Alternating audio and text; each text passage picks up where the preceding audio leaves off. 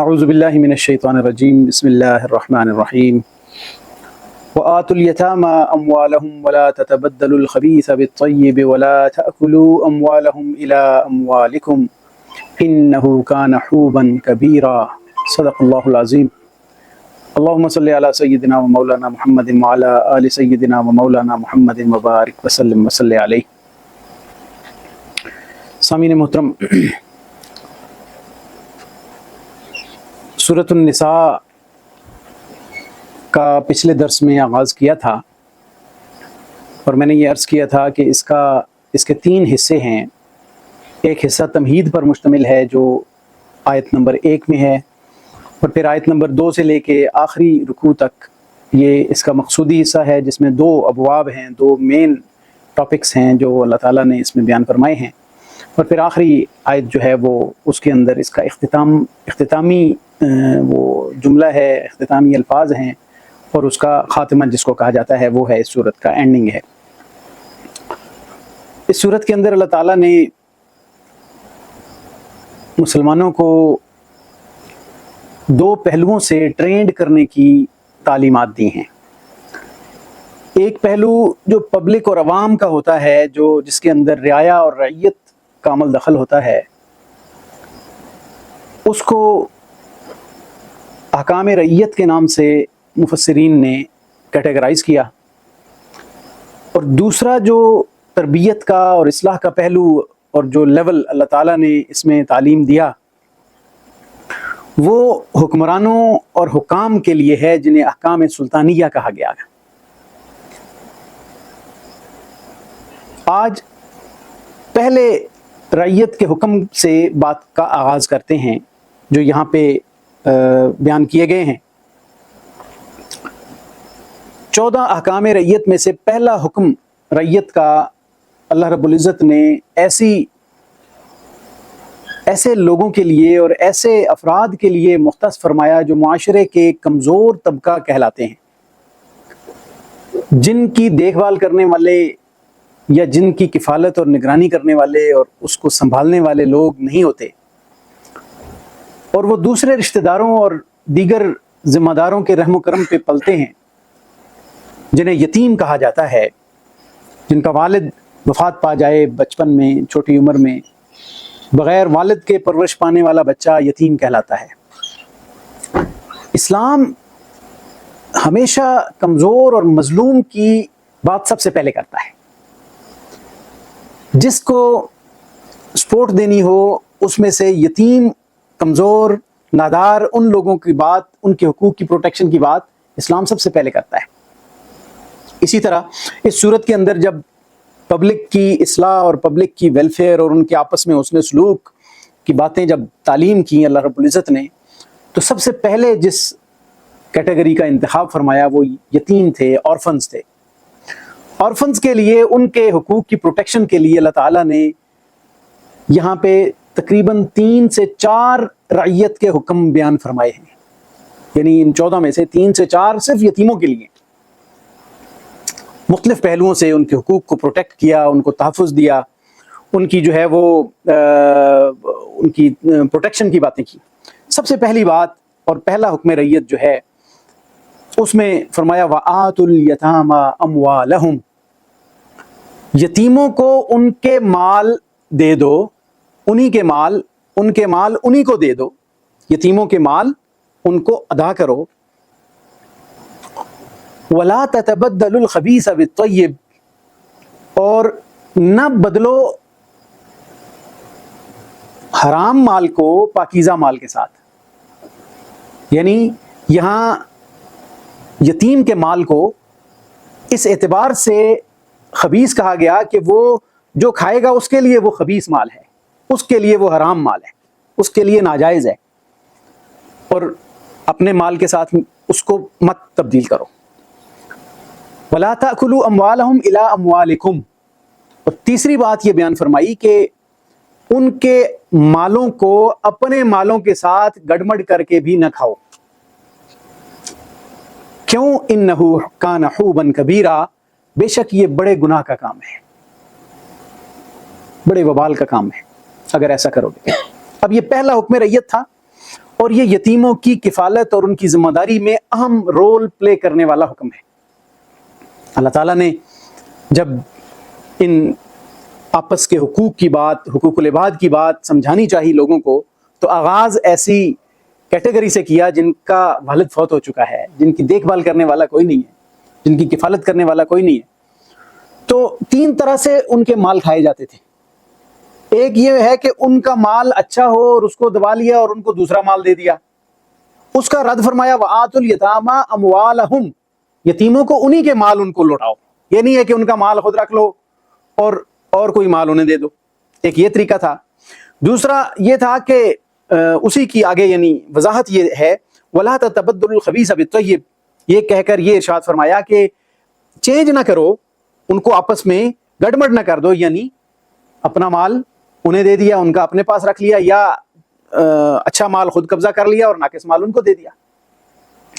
اور ایک صورت ہوتی تھی کہ لوگ گڑبڑ کرتے تھے کہ بھئی ان کو ہم بھی کھلا پلا رہے ہیں، ہم ان کی ذمہ داریاں ادا کر رہے ہیں، تو اس کے بعد ہم اپنے مال کے ساتھ اس کو ملا لیتے ہیں، تو پھر ایسے ہی مکس سسٹم چلایا اور اس کے اندر ان کے مال کو ہڑپ کر گئے۔ تو ان تینوں پہلوؤں کو اللہ رب العزت نے یہ ارشاد فرما کے لوگوں کو منع کر دیا اور ممانعت کر دی اس بات کی، اور یہ ارشاد فرمایا کہ ان کو ان کے مال دے دو۔ ہاں، اس کی تفصیل آگے آ رہی ہے کہ یہ مال دینے کا جو حکم ہے یہ ان کی بلوغت اور سمجھداری کی عمر آنے کے بعد کا ہے۔ اس سے پہلے جن لوگوں کے پاس وہ مال رہے گا، جو لوگ اس کو مینج کریں گے، جو لوگ اس کا بندوبست اور انتظام کریں گے، ان کے لیے اسپیشل احکام اگلی آیات میں آئیں گے، یتیموں کا مال مینج کیسے کرنا ہے، اس کی ذمہ داری اور اس کی انتظامی ذمہ داریاں کیسے نبھانی ہیں، کتنی احتیاط کا اس کے اندر اللہ رب العزت نے حکم دیا ہے، اور کتنی اس کے اندر کیئرفلی اس کو یوز کرنے کی باتیں آگے بتائی گئی ہیں۔ تو یہاں پہ یہ بات ارشاد فرمائی کہ ان کو ان کے مال دے دو، یہ آگے باقی تفصیل بھی اور آیات کے اندر آئے گی، وہاں پہ اس کی مزید ڈیٹیل کو ہم بیان کریں گے۔ تو جب وہ اپنی سن بلوغت کو پہنچ جاتے ہیں، اپنی وہ ذمہ داری پوری کرنا، اپنے نفع نقصان کو سمجھنے کی عمر کو پہنچتے ہیں، تو ان کا مال ایز اٹ از ان کو لوٹا دو۔ وَآتُوا الْيَتَامَى أَمْوَالَهُمْ، ان کو ان کے مال لوٹا دو، اور اس کے اندر کوئی رد و بدل نہ کرو، گڑبڑ نہ کرو۔ کیوں؟ إِنَّهُ كَانَ حُوبًا كَبِيرًا، بے شک یہ بہت گناہ کا کام ہے، بہت بڑا گناہ ہے، بڑا وبال ہے اگر ایسا کوئی کرے گا تو۔ آج اگر ہم معاشرے پہ نظر ڈالتے ہیں تو بہت ساری رسومات کی آڑ میں یتیموں کا مال کھا لیا جاتا ہے۔ باپ فوت ہو گیا، 2-3 دن تو رشتہ داروں نے کھانے وغیرہ دے دیے، اس کے بعد یتیموں کا مال کھانے کے لیے لوگوں کا تانتا بندہ رہتا ہے، مہمان نوازیاں ہوتی ہیں۔ ایسے گھر میں جا کے اس گھر کے اندر سے کچھ کھانے پینے پر روح کانپتی ہے جب یہ آیات پڑھتے ہیں کہ یتیم کا مال کھانے کے لیے لوگ بیٹھے ہوں، دعوتیں اڑا رہے ہوں، اور ان بیچاروں کو تو کوئی پتہ نہیں ہے، وہ تو نادانی کی عمر میں، ان کو پتہ ہی نہیں کہ ان کا مال کیا ہے، کہاں سے آیا، کہاں گیا، لیکن جن کو پتہ ہے وہ تو احتیاط کر سکتے ہیں نا۔ اور پھر مختلف رسومات جس میں کبھی تیجے کی رسم ہے، کبھی 40ویں کی ہے، کبھی جمعرات کی ہے، کبھی برسی کی ہے، جن کی اسلام کے اندر کوئی تعیین نہیں، کوئی تعلیم نہیں، اسلام نے ان جھنجھٹوں میں ڈالا ہی نہیں ہے۔ یہ ساری سیلف میڈ رسومات اپنے اوپر مسلط کی ہیں ہم نے، اور عام بندہ تو مسلط کرتا ہے تو بھگت لے، لیکن ایک یتیم کے اوپر یہ بدعات اور رسومات مسلط کر کے اس کا مال بعد میں ان گلچھروں میں اڑا دیا جاتا ہے۔ 7ویں کی رسم ہو رہی ہے، اس میں یتیم کے مال سے کھانا پکایا جاتا ہے، کون دیتا ہے؟ 2-3 دن دینے کے بعد کوئی باہر سے دیتا ہے؟ پھر اسی گھر پہ ذمہ داری آتی ہے۔ وہ کبھی مکان کی رسم پنجاب میں ہوتی ہے، کبھی کسی نے ختم کر دیا، جی آج جمعرات ہو رہی ہے، آج 7واں ہے، آج 40واں ہے، آج برسی ہے۔ تو یہ ایسی رسومات کے ذریعے یتیم کا مال کھا کر اللہ کے اس حکم کو واضح طور پہ توڑا جا رہا ہوتا ہے، کوئی روکنے والا نہیں ہوتا۔ جو روکتا ہے اس کو کہتے ہیں کہ یہ اس کو سمجھ ہی نہیں ہے، یہ تو ثواب کی باتیں ہیں، اس کے ابے کے ایصال ثواب کے لیے ہو رہا ہے۔ بھئی ایصال ثواب کے لیے یہ مال کھائے بغیر بھی کچھ کام ہو سکتے ہیں، اور مال کھائے بغیر ایصال ثواب کا کام کرنے کی ہمت اور جرت ہی کوئی نہیں کرتا۔ جب تک کوئی اٹریکشن کھانے پینے کی نہیں ہوتی، اس وقت تک وہ ثواب کا کام کرتے ہوئے بھی موت آتی ہے۔ یہ عجیب تماشا ہے معاشرے کے اندر، اور اللہ کے احکام اگر یہ اتنا اہم حکم نہ ہوتا تو اللہ تعالیٰ سورۃ نساء جو قرآن مجید کی ایک انتہائی اہم سورت ہے، جس میں پبلک اور گورنمنٹ کو پورا ایک سسٹم سمجھایا گیا ہے، اس میں سب سے ٹاپ لیول پہ پہلے نمبر پہ اس حکم کو اللہ تعالیٰ نے لے کے آیا. مفسرین لکھتے ہیں کہ قرآن مجید میں کسی چیز کی ترتیب بھی اپنے اندر پورا معنی اور مفہوم رکھتی ہے. کس چیز کو پہلے لایا جا رہا ہے، کس کو بعد لایا جا رہا ہے، اس کا کوئی وجہ ہوتی ہے، اہمیت ہوتی ہے. اللہ تعالیٰ نے اس کو اس انداز سے بیان فرمایا. تو یہ ہم سب پہ لازم ہو گیا کہ کہیں اگر یتیم موجود ہے تو اس کے مال کا تحفظ کرنے کی بھی کوشش کریں، کچھ لوگوں کی اصلاح کی کوشش کریں جو اس طرح کی ایکٹیویٹیز کے اندر، ان کا مال کھانے کے جرم کے اندر جانتے ہوئے یا نہ جانتے ہوئے شامل ہو جاتے ہیں، شریک ہو جاتے ہیں. تو ان کی اصلاح کی جا سکتی ہے اس آیت کے پیش نظر، اس آیت کا حکم سنا کر، اور اللہ رب العزت کی طرف سے یہ حکم ان تک پہنچا کے ہم اپنا فریضہ ادا کر سکتے ہیں. دوسری بات وہ بھی یتیموں کے بارے میں ہے. یتیم کوئی بچہ یا بچی ہو جاتی تھی تو جن لوگوں کی کفالت میں آتی تھی وہ صاف ظاہر ہے قریبی رشتہ دار ہوتے تھے. مثلاً کوئی چچا زاد بہن ہے، یہ بڑے ہیں، وہ چھوٹی سی ہے، بچی ہے، وہ یتیم رہ گئی، وہ کفالت میں آ گئی. حضرت عائشہ رضی اللہ تعالیٰ عنہ نے یہ آیت، جو اگلی آیت ہے، اس کی تفسیر بیان کرتے ہوئے یہ سینیریو بیان فرمایا کہ یہ کچھ ہوتا تھا جس کی وجہ سے اللہ رب العزت نے یہ آیت نازل فرمائی کہ ان کو وہ یتیم بچی کا مال اور حسن و جمال دونوں پسند آ جاتے ہیں، اور ان کے ذہن میں یہ بات آتی تھی کہ اگر اس کو ہم باہر کسی جگہ بیاہ دیں گے تو اس صورت میں باہر کسی کو اپنی پراپرٹی میں، جائیداد میں شریک کرنے کی کیا ضرورت ہے. تو وہ پھر اس طرح کرتے تھے کہ وہ یتیم بچیاں بڑی ہوتی تھیں، بالغ ہوتی تھیں، اور وہ ان سے نکاح کر لیتے تھے. دو صورتیں ہوتی تھی کہ حسن و جمال بھی پسند ہے، مال بھی پسند ہے. تو پھر اس میں وہ اس شرط پہ نکاح کر لیتے تھے، معمولی سی کوئی رقم رکھ دی، حق مار کی، یا رکھا ہی نہیں کہ چلو جی مار بھی نہیں دینا پڑے گا اور جائیداد بھی اپنے پاس ہی رہے گی، تو ان کے ساتھ نکاح کر لیا. ایک تو یہ ان کا حق مہر کی کمی کا سامنا کرنا پڑا، اور دوسرا جائیداد کی ضبطگی ہو گئی، وہ اس نے اپنے پاس رکھ لی. یا دوسری صورت یہ ہوتی تھی کہ مال پر تو نظر ہوتی تھی لیکن حسن و جمال اٹریکٹیو نہیں لگتا تھا، یا دل نہیں کرتا تھا کہ نکاح کروں، پھر نکاح کر لیتے تھے اس مجبوری سے کہ مال بچانا ہے یا وہ لوگوں کو شریک کرنے سے بچانا ہے. تو اس صورت میں کیا ہوتا تھا کہ نکاح تو کر لیتے تھے، ان کا مال بھی حاصل ہو جاتا تھا، حق مہر بھی اس سے جو ہے نا وہ بچا لیتے تھے، لیکن اس کی طرف جو ازدواجی تعلق میں یا جو ایک خانگی تعلق میں ایک اٹریکشن ہوتی ہے نا، وہ بھی نہیں پیدا ہوتی تھی، اور اس کو وہ اتنی اہمیت نہیں دی جاتی تھی گھر کے اندر یا وہ اپنی فیملی کے اندر، اس کو اہمیت نہیں دی جاتی تھی کہ بھئی اس کی طرف اس کی ویسے تو اٹریکشن نہیں ہے کہ اپنی خواہش سے، پسند سے شادی کی ہو، وہ صرف اس مال کی وجہ سے شادی ہوتی تھی. تو ان دونوں تینوں پہلوؤں میں ان کے ساتھ ناانصافی ہو رہی ہوتی تھی. تو اللہ رب العزت نے یہ ارشاد فرمایا کہ یتیموں کو ان کا حق پورا دے دو، ان کے حق مار دے دو، ان کے حق ادا کر دو، ان کے مال ان کو ادا کر دو. وَإِنْ خِفْتُمْ، یہ دوسرا حکم ریت بیان فرمایا، اگر تمہیں اس بات کا خوف ہو کہ اللہ تقسطوا فی الیتامی، کہ تم یتیموں کے بارے میں انصاف نہیں کر سکو گے. صاف ظاہر ہے کہ جب ایسا عمل ہوگا تو انصاف تو نہیں ہوگا نا، وہ ان کے حقوق کی پامالی ہوگی، ان کے حقوق ضبط ہو رہے ہوں گے. تو پھر تم ان سے نکاح نہ کرو. عورتیں اور بہت ساری پڑی ہوئی ہیں، پھر ضروری ہے کہ تم نے انہی سے نکاح کرنا ہے. پھر یہاں پہ انہیں منع کر دیا گیا کہ اگر اس بات کا خوف ہے، اگر اس بات کا اندیشہ ہے کہ تم ان کے بارے میں انصاف نہیں کر سکو گے، فَانْكِحُوا مَا طَابَ لَكُم مِّنَ النِّسَاءِ مَثْنَىٰ وَثُلَاثَ وَرُبَاعَ، تو پھر تم ان کے علاوہ اور جن عورتوں سے تمہارا نکاح ہو سکتا ہے، جو تمہیں پسند آتی ہیں، جو نکاح جن سے نکاح کرنا جائز ہے، ان سے تم نکاح کر لو، بھلے 2 کر لو، ثلاثہ 3 کر لو، ورباع اور 4 کر لو، تمہیں اجازت ہے. لیکن فَإِنْ خِفْتُمْ، اگر تمہیں اس بات کا ڈر ہو، اس بات کا خوف ہو کہ 2 کرنے میں، 3 کرنے میں، 4 کرنے میں تمہیں یہ خوف ہو کہ اللہ تعدلوا، کہ تم عدل نہیں کر سکو گے، فواحدۃ، تو پھر یہ آپشن ہے تمہارے لیے کہ پھر ایک پر ہی اکتفا کر لو، پھر ایک ہی کافی ہے، یا ایک نکاح یا او ما ملکت ایمانکم، یا تمہاری جو لونڈیاں ہیں، جو تمہارے ملک یمین ہے، وہ اس پر اکتفا کر لو. پھر تم یتیم لڑکیوں کے ساتھ نکاح نہ کرو، اور ان عورتوں کے ساتھ بھی نکاح نہ کرو جن کے ساتھ تم عدل نہیں کر سکتے ایک سے زیادہ پر. ذالک ادنیٰ اللہ تعولوا، یہ اس بات کے زیادہ قریب ہے کہ تم ان کی حقوق کی پامالی کرو. ٹھیک ہے نا، یہ اس بات کے زیادہ قریب ہے، یہ تقویٰ کے زیادہ قریب ہے، یہ عدل کے زیادہ قریب ہے. اب یہاں پہ اس آیت کے اندر اللہ رب العزت نے دو چیزوں کو بڑا واضح طور پہ سمجھا دیا. ایک چیز تو یہ کہ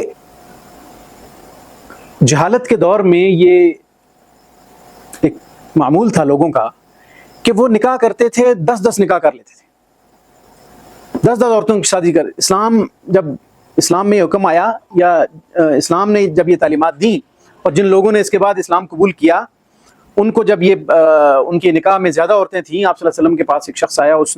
اس کے نکاح میں 5 تھیں، ایک نے کہا جی میرے پاس 10 بیویاں ہیں، تو آپ صلی اللہ علیہ وسلم نے انہیں ارشاد فرمایا کہ اللہ تعالیٰ نے یہ 4 کا حکم دے دیا ہے، لہٰذا تم باقی عورتوں کو طلاق دے دو. ایک تو یہ کہ تعدد ازواج کے اندر اس کی لمیٹیشن مقرر کر دی. رسول اللہ صلی اللہ علیہ وسلم کی خصوصیت رہی، ان کے نکاح میں 4 سے زیادہ نکاح کرنے کی اجازت رہی، لیکن جو امت ہے اس کے لیے 4 کی لمیٹیشن کر دی گئی کہ یہ اب اس سے زیادہ نکاح کرنے کی اجازت تمہیں نہیں ہے. اس میں بھی شرط کیا لگائی؟ ایک سے زیادہ نکاح کرنے میں کیا شرط لگائی؟ عدل کی. اگر عدل کر سکتے ہو تو پھر یہ ایک سے زیادہ نکاح کرو. تعدد ازواج پہ اللہ رب العزت نے اس آیت میں ایک لمیٹیشن دے دی، کیونکہ بعض اوقات یہ ضروری ہو جاتا ہے، انسان کے لیے مجبوری بن جاتی ہے کہ وہ ایک سے زیادہ نکاح کرے. اس کی جسمانی نیڈز ہو سکتی ہیں، اس کی جو ہے وہ معاشرتی نیڈز ہو سکتی ہیں، اس کی نسب اور اولاد کی نیڈز ہو سکتی ہیں، اس کی کوئی بیماری یا کسی اور پرابلم کی نیڈز ہو سکتی ہیں. یہ ساری چیزیں اس کو یہ اجازت دیتی ہیں کہ وہ 2 3 3 یا 4 نکاح کر سکتا ہے، لیکن عدل کی شرط لگا دی. اور عدل کی جب شرط لگائی تو پھر ایک پر اکتفا کرنے کی بات، کہ ایک والی بات عدل کے زیادہ قریب اس لیے ہے کہ ایک میں تو ناانصافی کا وہ پہلو نہیں پیدا ہوتا نا جو کمپیریزن کے اندر یا موازنے کے اندر لے جاتا ہے بندے کو. ایک کو مینیج کرنا آسان ہوتا ہے، تو اس لیے فرمایا کہ وہ پھر آسان ہے تمہارے لیے، زیادہ بہتر ہے، اسی کو تم اختیار کر لو. فرمایا کہ وہ لوگ ایک سے زیادہ نکاح کرتے تھے، یعنی 4 سے بھی زیادہ کر لیتے تھے، ان کو ایک تو لمیٹڈ کر دیا گیا. دوسری بات یہ کہ عورتوں کے حقوق کے حوالے سے ان کے اندر بے اعتدالیاں تھیں. جب وہ 10 سے زیادہ بہت سارے نکاح کر لیتے تھے تو پھر وہ کیا کرتے تھے، وہ یتیم جو اپنے قریبی یتیم بھتیجے بھانجے ان کے مال پر دست درازیاں کرتے تھے. جب حالات تنگ ہوتے تھے تو صاف ظاہر ہے کہ انہوں نے کہیں سے مال لینا ہے تو پھر ادھر ادھر سے چھینا جھپٹی، اس کی وجہ سے یتیموں کے مال بھی خطرے میں پڑ گئے. تو یہاں پہ وہ بھی ایک پہلو بیان فرمایا کہ اگر وَإِنْ خِفْتُمْ أَلَّا تُقْسِطُوا فِي الْيَتَامَى، اگر تمہیں خوف ہو کہ تم یتیموں کے بارے میں انصاف نہیں کر سکو گے، یعنی زیادہ نکاح کرتے ہو تو پھر یتیموں کے مال پہ حملہ کرو گے، ان کے مال چھینو گے. ایک یہ پہلو بھی ہے کہ ان کے مال چھینو گے تو پھر بہتر ہے کہ تم زیادہ نکاح نہ کرو، میکسیمم تمہیں اجازت ہے کہ تم 4 کرو. اگر اس میں بھی عدل نہیں کر سکتے تو پھر تم ایک پر اکتفا کر لو. اسلام انسان کی جسمانی ضروریات، اس کی جو معاشرتی ضروریات، اس کی نسب کی ضروریات، ان کو ملحوظ رکھ کے احکام دیتا ہے. اور یہ احکام تعدد ازواج کو یورپ تنقید کر رہا ہوتا ہے، ایسے مذاہب تنقید کر رہے ہوتے ہیں جن کے اندر بغیر نکاح کے تعلقات قائم کرنے کو عیب ہی نہیں سمجھا جاتا. اسلام نے انسان کی عفت اور عصمت اور پاک دامنی کو تحفظ دینے کے لیے اسے نکاح کے بغیر جنسی تعلق قائم کرنے کو حرام قرار دے کر اس کے لیے حدود کا حکم نازل کر کے، سخت قسم کی سزائیں نازل کر کے انسان کو جنسی تعلق لیگلائز کرنے کے لیے، چینلائز کرنے کا حکم دے کر کہ ایک ذمہ داری کا احساس لے کر تم نکاح کرو اور 2 سے زیادہ، 1 سے زیادہ بھی کر سکتے ہو. وہ جو ذمہ داری کا احساس دلانا چاہ رہا ہے اسلام کہ ہر آدمی اپنی ریسپانسبلٹیز کو اگر بڑھانا چاہتا ہے تو اسلام کو اس میں کوئی اعتراض نہیں. ایک بندہ ایک عورت کی کفالت کر رہا ہے، ایک بندہ 2 کی کفالت کر رہا ہے، ایک 3 کی کر رہا ہے، ایک 4 کی کر رہا ہے، تو اسلام کے نزدیک 4 عورتوں کی کفالت بحسن و خوبی کرنے والا شخص ایک عورت کی یا 2 عورت کی یا 3 عورت کی کفالت کرنے والے سے زیادہ سپیریئر ہے، زیادہ بہتر ہے، زیادہ اچھا کام اور اچھی کارکردگی دکھا رہا ہے. عدل کی شرط تو ساتھ رہے گی. حدیث مبارکہ میں آپ صلی اللہ علیہ وسلم نے واضح فرما دیا کہ اگر 1 سے زیادہ بیویاں ہیں تو ان کے درمیان عدل کرو، دونوں کے درمیان اپنی باری کا جو تقسیم ہے وہ برابر کرو، ان کے درمیان عدل و انصاف سے کام لو. اگر کوئی اپنی بیویوں کے درمیان عدل و انصاف سے کام نہیں لے گا تو قیامت والے دن وہ اس حالت میں آئے گا کہ اس کا آدھا حصہ مفلوج ہوگا اور وہ آدھا حصہ اس کا جو ہے وہ پیرالائز ہوا ہوگا. تو وہ اس حالت میں آئے گا کیونکہ اس نے ناانصافی کی تھی، تو وہ ایک قسم کا علامتی طور پہ اس پہ یہ سزا اس پہ مقرر کی جائے گی. اور اگر اس کے باوجود کوئی نہیں کرتا، یہ تو چلو اخروی سزا ہے، تو قوانین ایسے موجود ہیں کہ وہ عورتیں جا کے اپنے حقوق کے لیے عدالت سے رجوع کر سکتی ہیں کہ ہمارے حقوق کو پامال کیا جا رہا ہے. وہ اپنے حقوق کے لیے آواز قانون کے سامنے بلند کر سکتی ہیں، یہ ان کو رائٹ دیا اسلام نے۔ لیکن اب جو رسپانسبلٹیز کا لیول ہے، اگر یہ عدل و انصاف کی شرائط کو پوری کر رہے ہیں تو پھر جو بندہ معاشرے کی زیادہ خواتین کی کفالت کرتا ہے وہ زیادہ رسپانسیبل بندہ ہے، وہ زیادہ معاشرے کے لیے مفید ہے، وہ زیادہ خواتین کو اپنی پروٹیکشن میں لے کے، اپنی کفالت میں لے کے، ان کا وکیل، ان کا کفیل بن کے، ان کی ذمہ دار بن کے، ان کا جو الرجال قوامون علی النساء کا جو حکم ہے وہ قوام بن کے وہ زندگی گزار رہا ہے، تو وہ ان دوسرے لوگوں سے زیادہ معاشرے کو ڈیلیور کر رہا ہے، وہ معاشرے کے لیے زیادہ مفید ہے، وہ معاشرے کے لیے زیادہ خرچ کرنے والا ہے، زیادہ ذمہ داریاں نبھانے والا ہے، زیادہ رسپانسیبل پرسن ہے۔ جو 3 کو کر رہا ہے وہ اس سے کم ہے، جو 2 کو کر رہا ہے وہ اس سے کم ہے، جو 1 کو کر رہا ہے وہ اس سے کم ہے، آخری درجہ ہے یہ 1 والا۔ تو یہی یہاں پہ ارشاد فرمایا کہ اگر عدل نہیں ہے تو پھر 1 ہے، لیکن وہ معاشرے جو بدکاری کو تو پروموٹ کرتے ہیں، بدکاری کے اوپر کوئی روک ٹوک نہیں ہے، لیکن وہ یہ جائز ازدواجی تعلق یا نکاح کے زیادہ نکاح کرنے کو وہ اس پر تنقید کر رہے ہوتے ہیں کہ جی اسلام کیسا مذہب ہے جس نے زیادہ بیویاں رکھنے کی اجازت دی ہوئی ہے۔ تو یہ اللہ رب العزت کی طرف سے انسانی معاشروں کی ضروریات کے مطابق یہ احکام دیے گئے ہیں تاکہ انسان ان چیزوں کو سمجھے جو معاشرے کی ضرورت ہے، جو معاشرے میں نیڈ کے طور پہ آ سکتے ہیں، اور جو معاشرے کو ایک بے راہ روی سے بچا سکتے ہیں، معاشرے میں رسپانسبلٹی کا لیول بڑھا سکتے ہیں، اور معاشرے کو وہ آپس میں جو لوگوں کے تعلقات ہیں ان کو بہتر بنانے میں معاون ہو سکتے ہیں۔ تو یہ 2 احکام آج کے درس میں بیان کرنا مقصود تھے۔ احکام ریت میں ایک حکم تھا جو یتیموں کے مال کی پروٹیکشن، ان کو ایز اٹ از ان کا مال دے دینا، اس مال کو گڑبڑ نہ کر لینا، اگر گڑبڑ کیا ہوا ہے تو اس کو پراپر طریقے سے اس کا حساب رکھنا، جتنا خرچ ہو اتنا ہی اس پہ لگانا۔ اس کی مزید تفصیلات انشاءاللہ آگے اسی طرح کے ایک مضمون میں آئیں گی۔ اور دوسرا جو حکم ریت ہے، جو پبلک کے لیے، عوام کے لیے ایک جو حکم ہے، جو ظلم سے بچانے کے لیے، ایک دوسرے کو اچھا سلوک کرنے کے لیے جو دیا جا رہا ہے، وہ یہ ہے کہ اگر یتیم بچیوں کے ساتھ ان کے حقوق جو ہے وہ ادا کرنے میں کمی کا یا ناانصافی کا خوف ہو تو پھر ان کو چھوڑ دو، ان کے ساتھ مت نکاح کرو، چاہے تمہاری قریبی ہیں، یتیم بچیاں ہیں، ان کی جو اپنی زیر کفالت جن سے نکاح جائز ہے ان سے نکاح مت کرو۔ اس کے علاوہ اور بہت عورتیں ہیں، ان میں سے 2 3 یا 4 سے نکاح کر سکتے ہو، بشرطے کہ تم عدل کر سکو۔ اگر عدل نہیں کر سکتے تو پھر 1 پر اکتفا کرو یا لونڈی پر اکتفا کرو۔ یہ اللہ رب العزت نے یہاں پہ انسانیت کے لیے ایک بہترین جو قاعدہ اور ضابطہ ہے وہ بیان فرمایا ہے۔ اللہ تعالیٰ سے دعا ہے کہ اللہ تعالیٰ قرآن مجید کی سمجھ نصیب فرمائے، اور جو کچھ کہا گیا سنا گیا اللہ تعالیٰ ہمیں اس پہ عمل کرنے کی توفیق عطا فرمائے۔ وآخر دعوانا ان الحمد للہ رب العالمین۔